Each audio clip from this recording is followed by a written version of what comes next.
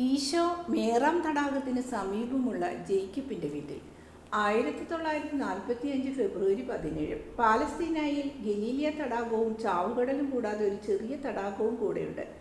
അതിൻ്റെ പേരെനിക്ക് അറിഞ്ഞുകൂടാ, അളവ് കണക്കാക്കാൻ എനിക്ക് കഴിവില്ല. എന്നാൽ എൻ്റെ നോട്ടത്തിൽ ഈ ജലാശയം 2 മൈൽ നീളവും 1.5 മൈൽ വീതിയുമുള്ളതായി തോന്നുന്നു. വളരെ ചെറിയ ജലാശയം, എന്നാൽ അതിൻ്റെ തീരങ്ങൾ ഹരിത മനോഹരമാണ്. ജലപ്പരപ്പ് സുന്ദരമായ നീലനിറം. ശാന്തമായി കിടക്കുന്ന ആ ജലവിധാനം ആകാശം മുറിഞ്ഞ് താഴെ വീണ് കിടക്കുന്നത് പോലെയാണ്. അതിൻ്റെ മധ്യത്തിലൂടെ അത്രയും നിറമില്ലാത്ത അല്പാൽപ്പം ഇളകുന്ന കൊച്ചോളങ്ങൾ നിറഞ്ഞൊരു ഞരമ്പ് കാണുന്നു. അത് നിശ്ചലമായ തടാകത്തിൻ്റെ വടക്ക് ഭാഗത്തു കൂടി പ്രവേശിച്ച് തെക്ക് ഭാഗത്തേക്ക് കടന്ന് വെളിയിലേക്ക് ഒഴുകുന്ന ഒരു ചെറു നദിയുടെ ജലരേഖയാണെന്ന് തോന്നുന്നു. പായ് കെട്ടിയ വള്ളങ്ങളൊന്നും തടാകത്തിലില്ല. തുഴഞ്ഞു നീങ്ങുന്ന ചെറു വെള്ളങ്ങൾ മാത്രമേ ഉള്ളൂ. അതിൽ മീൻപിടുത്തത്തിൽ ഏർപ്പെട്ടിരിക്കുന്ന ഓരോ മുക്കുവന്മാർ മാത്രം. അവർ മീൻ പിടിക്കാനുള്ള കൂടകൾ എറിയുകയോ വലിച്ചു കയറ്റുകയോ തടാകം മുറിച്ച് കടക്കാൻ ആഗ്രഹിക്കുന്ന വല്ല യാത്രക്കാരുമുണ്ടെങ്കിൽ അവർക്ക് കടത്തുവെള്ളമായി ഉപയോഗിക്കുകയോ ചെയ്യുന്നു. കണക്കില്ലാത്ത വിധം ആട്ടിൻകൂട്ടങ്ങൾ പർവ്വത പ്രദേശത്തെ മേച്ചിൽപ്പുറങ്ങൾ വിട്ട് താഴേക്ക് വന്ന് തീരപ്രദേശങ്ങളിൽ തഴച്ചു നിൽക്കുന്ന പുൽത്തകിടികളിൽ മേയുന്നു. ശരൽക്കാലത്തിൻ്റെ ആരംഭമാണല്ലോ. തടാകത്തിൻ്റെ തെക്കുഭാഗം ദീർഘവൃത്താകൃതിയിലാണുള്ളത്. അതിന് സമാന്തരമായി വടക്ക് കിഴക്ക് നിന്ന് തെക്ക് പടിഞ്ഞാറേക്ക് പോകുന്ന ഒരു റോഡുണ്ട്. നന്നായി സംരക്ഷിക്കുന്ന ആ റോഡിൽ വളരെ തിരക്കാണ്. ആ പ്രദേശത്തുള്ള ഗ്രാമങ്ങളിലേക്ക് പോവുകയും വരികയും ചെയ്യുന്ന ധാരാളം വഴിപോക്കർ. ഈശോ ശിഷ്യരുമായി ഈ റോഡിലൂടെ നടന്നു പോകുന്നു. ദിവസത്തിനൊരു മങ്ങലാണ്, ഉന്മേഷമില്ലാത്ത അന്തരീക്ഷം. പത്രോസ് പറയുന്നു, ആ സ്ത്രീയുടെ വീട്ടിൽ പോകാതിരുന്നെങ്കിൽ അത്രയും നല്ലതായിരുന്നു. ദിവസങ്ങൾ പകൽ ദൈർഘ്യം കുറഞ്ഞു വരുന്നു. കാലാവസ്ഥ കൂടുതൽ മോശമാവുകയും. ജെറുസലേം ഇനി എത്ര ദൂരെയാണ്? നമ്മൾ സമയത്തിന് അങ്ങെത്തും. പത്രോസ് എന്നെ വിശ്വസിക്കൂ. ഒരു സൽപ്രവൃത്തി ചെയ്യുന്നത് വഴിയാണ് ബാഹ്യമായ ഒരു ചടങ്ങ് നടത്തുന്നതിനേക്കാൾ കൂടുതലായി ദൈവഹിതം നമ്മൾ നിറവേറ്റുന്നത്. ആ സ്ത്രീ ഇപ്പോൾ അവളുടെ മക്കൾ എല്ലാവരോടും കൂടെ ദൈവത്തെ വാഴ്ത്തുകയാണ്. കുടുംബനാഥൻ്റെ ചുറ്റും കൂടി അവർ ദൈവത്തെ സ്തുതിക്കുന്നു.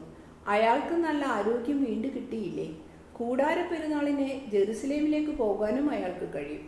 ശീലകൾ കൊണ്ട് ബന്ധിക്കപ്പെട്ട തൈലം പൂശപ്പെട്ട് ശവകുടീരത്തിൽ ഉറങ്ങാനിരുന്നയാൾ ബാഹ്യപ്രവർത്തനങ്ങളുടെ ആവരണം ഉപയോഗിച്ച് വിശ്വാസത്തെ കളങ്കപ്പെടുത്തരുത്.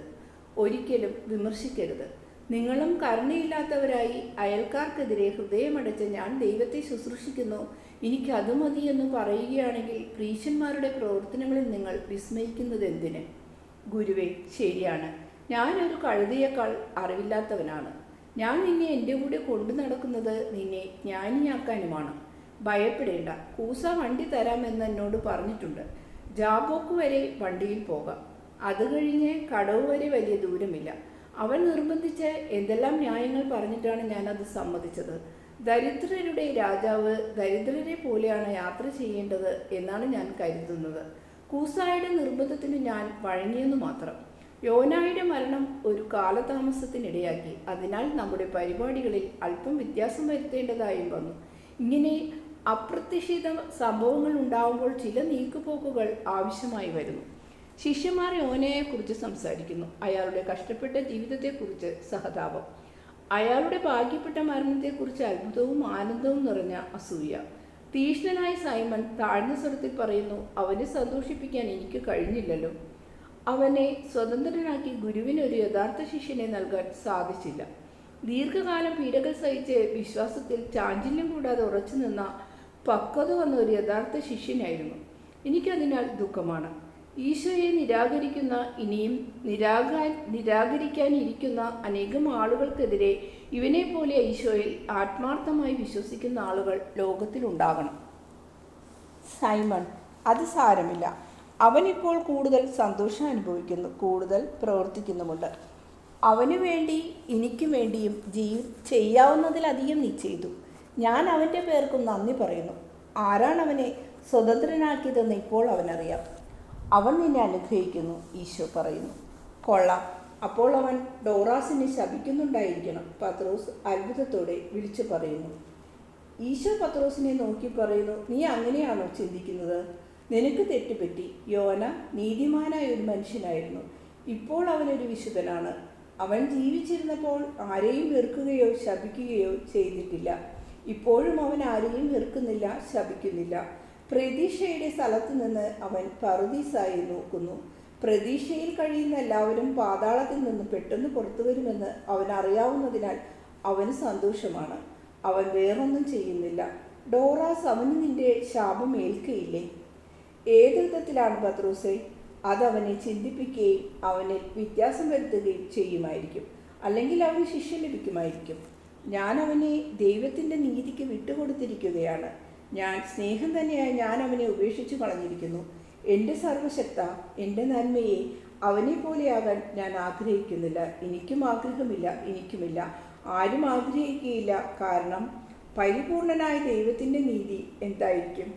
ശിഷ്യരെല്ലാവരും കൂടെ പറയുന്നു, അത് നല്ലവർക്ക് ആനന്ദ പാരവശ്യമായിരിക്കും, സാത്താന്മാർക്കത് ഇടിവാളുമായിരിക്കും. എൻ്റെ സ്നേഹിതരെ, ഞാൻ പറയുന്നു, ഒരു ജീവിതകാലം മുഴുവൻ അടിമയോ കുഷ്ഠരോഗിയോ വിഷുവോ ആയിരിക്കുന്നത് ഒരു മണിക്കൂർ നേരത്തെ ദൈവശിക്ഷ അനുഭവിക്കുന്നതിനോട് താരതമ്യപ്പെടുത്തിയാൽ രാജകീയ സന്തോഷമാണ്. ഗുരുവേ, മഴ പെയ്യാൻ തുടങ്ങി. നമ്മൾ എന്തു ചെയ്യണം? നമ്മൾ എങ്ങോട്ട് പോകും? ആദ്യത്തെ വലിയ തുള്ളികൾ തടാകത്തിൻ്റെ ഉപരിതലത്തിൽ വീണ് തെറിക്കുന്നു. ആകെ ഇരുണ്ടുമൂടി. മഴ ശക്തിയായി പെയ്യാനുള്ള ലക്ഷണങ്ങൾ. വല്ല വീട്ടിലും കയറാം. ദൈവനാമത്തിൽ ഞങ്ങൾക്ക് അഭയം തരണമേ എന്ന് ചോദിക്കാം. ആ റോമാക്കാരനെ പോലെ നല്ലവരായ വല്ലവരെയും കണ്ടുമുട്ടുമെന്ന് നമുക്ക് പ്രത്യാശ വെക്കാം. അവരിങ്ങനെയായിരിക്കുമെന്ന് ഞാൻ ഒരിക്കലും വിചാരിച്ചില്ല. അശുദ്ധരായിട്ട് കരുതി ഞാൻ എപ്പോഴും അവരിൽ നിന്ന് ഒഴിഞ്ഞു മാറുകയാണ് ചെയ്തിട്ടുള്ളത്. എന്നാൽ ഇപ്പോൾ എനിക്ക് തോന്നുന്നത് എല്ലാ കാര്യങ്ങളും കണക്കിലെടുത്താൽ നമ്മൾ പലരേക്കാൾ അവരാണ് ഭേദമെന്നാണ്. പത്രോസ് പറയുന്നു. റോമാക്കാരെ നിനക്കിഷ്ടമാണോ? ഈശോ ചോദിക്കുന്നു. ഏയ്, എനിക്ക് തോന്നുന്നത് അവർ നമ്മളെക്കാൾ മോശമല്ലെന്നാണ്. പക്ഷേ അവർ സമരിയക്കാരാണല്ലോ. ഈശോ പുഞ്ചിരി തൂകുന്നു. ഒന്നും പറയുന്നില്ല. 8 ആടുകളെ അടിച്ചുകൊണ്ട് അവയുടെ പിൻപേ വരുന്ന ഒരു സ്ത്രീയെ അവർ കാണുന്നു. സ്ത്രീയെ, ഞങ്ങൾക്ക് രാത്രി ചെലവഴിക്കാൻ പറ്റുന്ന വല്ല വീടുകളും പറഞ്ഞു തരാമോ? പത്രോസ് ചോദിക്കുന്നു. ഒറ്റയ്ക്ക് താമസിക്കുന്ന ദരിദ്രനായ ഒരു മനുഷ്യൻ്റെ വേലക്കാരിയാണ് ഞാൻ. എന്നാൽ നിങ്ങൾക്ക് വരുന്നെങ്കിൽ എൻ്റെ യജമാനൻ കാരുണ്യത്തോടെ നിങ്ങളെ സ്വീകരിക്കുമെന്നാണ് എനിക്ക് തോന്നുന്നത്. നമുക്ക് പോകാം. നല്ല മഴയത്ത് ആടുകളുടെ നടുവിലൂടെ അവൾ വേഗം നടക്കുന്നു. മഴ നനയാതിരിക്കാൻ ആ മെഴുത്ത ആടുകളും വേഗമോടുന്നു. പ്രധാന റോഡ് വിട്ട് ഒരു ഇടവഴിയിലൂടെ അവർ ഉയരം കുറഞ്ഞൊരു വീട്ടിലെത്തുന്നു. ഇത് കൃഷിക്കാരൻ ജേക്കബിൻ്റെ വീടാണ്. ഓഗസ്റ്റ് മാസത്തിലെ ദർശനത്തിൽ കണ്ട അനാഥ കുട്ടികൾ മത്തിയാസിൻ്റെയും മേരിയുടെയും കൃഷിക്കാരനാണ് ജേക്കബ്. അതാ അവിടെയാണ്. നിങ്ങൾ മുമ്പേ ഓടിക്കൂ. ഞാൻ ആടുകളെ ആലയിലാക്കിയ ശേഷം വരാം. ഭിത്തിക്കപ്പുറം മുറ്റമാണ്. ആ മുറ്റത്തു കൂടെ വീട്ടിലേക്ക് ചെല്ലാം. അയാൾ അടുക്കളയിലായിരിക്കും. ആളധികം സംസാരിക്കുകയില്ല. അത് കാര്യമാക്കേണ്ട. ധാരാളം വിഷമതകൾ സഹിക്കുന്ന മനുഷ്യനാണ്. ആ സ്ത്രീ വലതുവശത്തുള്ള ഒരു ചെറിയ കുടിലിലേക്ക് പോകുന്നു. ഈശോ ശിഷ്യരോട് കൂടെ ഇടതുവശത്തേക്ക് തിരിയുന്നു. അകത്തേക്ക് കടന്നപ്പോൾ മെതിക്കളം, കിണർ, കല്ലുകൊണ്ടുള്ള ഒരടുപ്പ് അങ്ങേയറ്റത്ത്. ഒരു വശത്ത് ഒരു ആപ്പിൾ മരം. അടുക്കളയുടെ വലിയ വാതിൽ തുറന്നു കിടക്കുന്നു. അകത്ത് തീ കത്തുന്നുണ്ട്.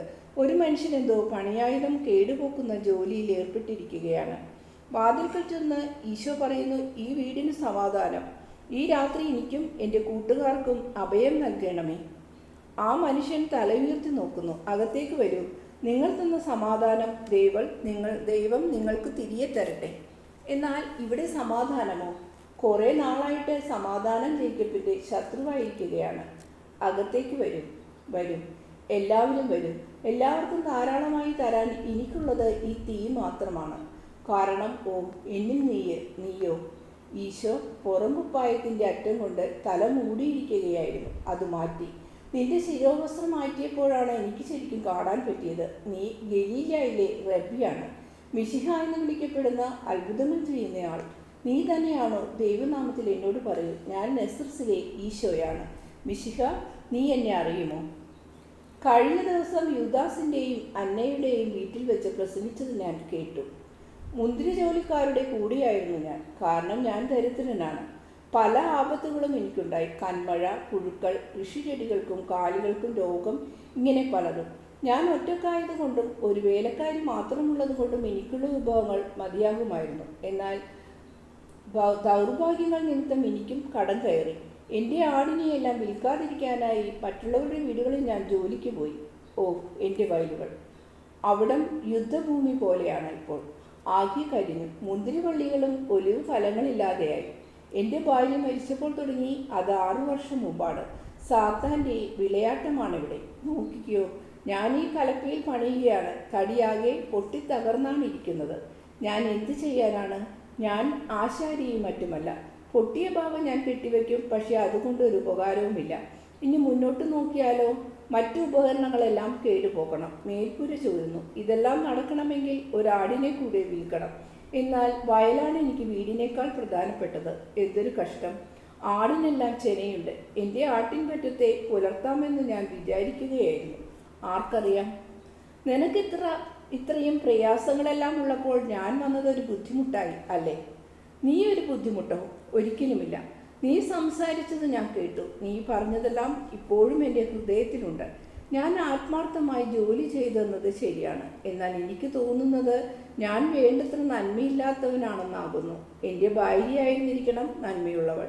കാരണം അവൾക്ക് എല്ലാവരോടും കരുണയുണ്ടായിരുന്നു. പാവം ലിയ. നേരത്തെ മരണം പ്രാപിച്ചു എൻ്റെ ലിയ. ഭർത്താവിനേക്കാൾ ചെറുപ്പത്തിൽ മരണമടഞ്ഞ ലിയ. എനിക്ക് തോന്നുന്നത് അവൾ നിമിത്തമാണ് അന്നെല്ലാം എനിക്ക് സ്വത്തുണ്ടായതെന്നാണ്. നീ പറഞ്ഞതനുസരിച്ചും എൻ്റെ ഭാര്യ അനുകരിച്ചും കൂടുതൽ നല്ലവനാകണമെന്ന് ഞാൻ ആഗ്രഹിക്കുന്നു. ഞാൻ അധികമൊന്നും ആഗ്രഹിക്കുന്നില്ല. ഞാൻ ജനിച്ച ഈ വീട്ടിൽ, എൻ്റെ ഭാര്യ മരിച്ച ഈ വീട്ടിൽ തന്നെ താമസിക്കണമെന്നും ഞാൻ ആഗ്രഹിക്കുന്നു. എനിക്കും എൻ്റെ ആടുകളെ മേയ്ക്കുന്നവൾക്കും വീട്ടുജോലി ചെയ്യുന്നവളുമായ സ്ത്രീക്കും ആവശ്യമായ അനുദിനയപ്പം വേണം. എനിക്ക് വേണ്ടി പണിയെടുക്കാൻ ഇപ്പോൾ ഭൃത്യന്മാരുമില്ല. 2 പേരുണ്ടായിരുന്നു. ഞാനും വയലിൽ ഒലിവ് തോട്ടത്തിലും പണിയെടുത്തിരുന്നതിനാൽ അത് മതിയായിരുന്നു. എന്നാൽ ഇപ്പോൾ എനിക്ക് മാത്രമുള്ള ഭക്ഷണമേയുള്ളൂ. അത് അധികമായിട്ടില്ല. ഞങ്ങൾക്ക് തരാൻ വേണ്ടി നീ അത് ഉപേക്ഷിക്കേണ്ട. ഇല്ല ഗുരുവേ, എനിക്കൊരു ഒറ്റക്കഷ്ണം അപ്പമേയുള്ളൂ. എങ്കിലും അത് ഞാൻ നിനക്ക് തരും. നിന്നെ ഇവിടെ സ്വീകരിക്കുക എന്നത് എനിക്കൊരു ബഹുമതിയാണ്. ഇത്രയും ഭാഗ്യം ഞാൻ ഒരിക്കലും പ്രതീക്ഷിക്കാത്തവനാണ്. എന്നാൽ എൻ്റെ ബുദ്ധിമുട്ടുകൾ ഞാൻ പറയുന്നത് നീ നല്ലവനായതുകൊണ്ടും നീ എന്നെ മനസ്സിലാക്കുന്നതും കൊണ്ടുമാണ്. ശരി, ഞാൻ മനസ്സിലാക്കുന്നു. ആ കൊട്ടുപിടി ഇങ്ങ് തരൂ. അങ്ങനെയല്ല അത് ചെയ്യേണ്ടത്. ആ തടി നീ ഒടിച്ചു കളയും. ആ തമരും ഇങ്ങ് തരും. എന്നാൽ അത് തീയിൽ വെച്ച് പഴുപ്പിച്ചു തരണം. അപ്പോൾ തടിയിൽ ദ്വാരമുണ്ടാക്കാൻ എളുപ്പമാകും. അങ്ങനെ ആപ്പ് ശരിക്ക് അടിച്ചു കയറ്റാം. ഞാനത് ചെയ്യട്ടെ? ഞാൻ ഒരാശാരിയായിരുന്നു. നീ എനിക്ക് വേണ്ടി ജോലി ചെയ്യാനോ? വേണ്ട, ഞാനത് ചെയ്യട്ടെ. നീ എനിക്ക് ആതിഥ്യം നൽകുന്നു. ഞാൻ നിന്നെ സഹായിക്കാൻ ആഗ്രഹിക്കുന്നു. ആളുകൾ പരസ്പരം സ്നേഹിക്കണം. അവനവന് കഴിവുള്ളത് നൽകുകയും വേണം. നീ സമാധാനവും ജ്ഞാനവും നൽകുന്നു. നീ അത്ഭുതങ്ങൾ ചെയ്യുന്നു. ഇപ്പോൾ തന്നെ ധാരാളം നൽകുന്നുണ്ട്, ധാരാളം. ഞാൻ എൻ്റെ ജോലിയും തരുന്നു. വരും, ഞാൻ പറയുന്നത് പോലെ ചെയ്യൂ. ഈശോ നെടിയ അങ്കി മാത്രമേ ധരിച്ചിട്ടുള്ളൂ. പൊട്ടിയിരിക്കുന്ന കലപ്പയുടെ തുലാം പെട്ടെന്ന് ശരിയാക്കുന്നു. ദ്വാരങ്ങളിട്ട് ആണി വെച്ച് യോജിപ്പിച്ച് ഉറപ്പിക്കുന്നു. നല്ലവണ്ണം ഉറച്ചു നിന്ന് പല പ്രാവശ്യം പരീക്ഷിച്ചു ശരിക്കും ഉറപ്പിക്കുന്നു. ഇനിയും കുറേ കാലത്തേക്ക് കൂടെ ഇത് ഉപയോഗിക്കാൻ കഴിയും. അടുത്ത വർഷം വരെ. അടുത്ത കൊല്ലം പുതിയ ഒരെണ്ണം വാങ്ങാം. അങ്ങനെ ചെയ്യാം. ആ കലപ്പ നിന്റെ കരങ്ങളിലായിരുന്നല്ലോ. അതെൻ്റെ വയലിനെ അനുഗ്രഹമായി തീരും. അനുഗ്രഹം ലഭിക്കുന്നത് അതുകൊണ്ടായിരിക്കില്ല ജേക്കബേ. പിന്നെ എന്തുകൊണ്ടാണ് എൻ്റെ കർത്താവേ? നീ കരുണയുള്ളവനായതുകൊണ്ട്. നിനക്ക് സ്വാർത്ഥതയും അസൂയയുമില്ല. നീ എൻ്റെ തത്വങ്ങൾ മനസ്സിലാക്കുകയും സ്വീകരിക്കുകയും അവ പ്രായോഗികമാക്കുകയും ചെയ്യുന്നു. കരുണയുള്ളവർ ഭാഗ്യവാന്മാരാകുന്നു. അവർക്ക് കരുണ ലഭിക്കും. കർത്താവേ, ഏതു വിധത്തിലാണ് ഞാൻ അങ്ങയോട് കരുണ കാണിക്കുന്നത്? എനിക്കാണെങ്കിൽ അങ്ങേക്ക് തരാൻ ഭക്ഷണവുമില്ല, സ്ഥലവുമില്ല. എനിക്കാകെയുള്ളത് എൻ്റെ നല്ല മനസ്സ് മാത്രം. ഞാൻ ദരിദ്രനായതിനെക്കുറിച്ച് ഇതുപോലെ ഒരിക്കലും ദുഃഖിച്ചിട്ടില്ല. കാരണം ഇപ്പോൾ അങ്ങനെയും അങ്ങേ സ്നേഹിതരെയും ബഹുമാനിക്കാൻ എനിക്ക് കഴിയുന്നില്ലല്ലോ. നിന്റെ മനസ്സ് എനിക്ക് ധാരാളം മതി. ഞാൻ ഗൗരവമായി പറയുന്നു, എൻ്റെ നാമത്തിൽ ഒരു പാത്രം വെള്ളം കൊടുക്കുന്നതും ദൈവതൃക്കണകളിൽ വലുതാണ്.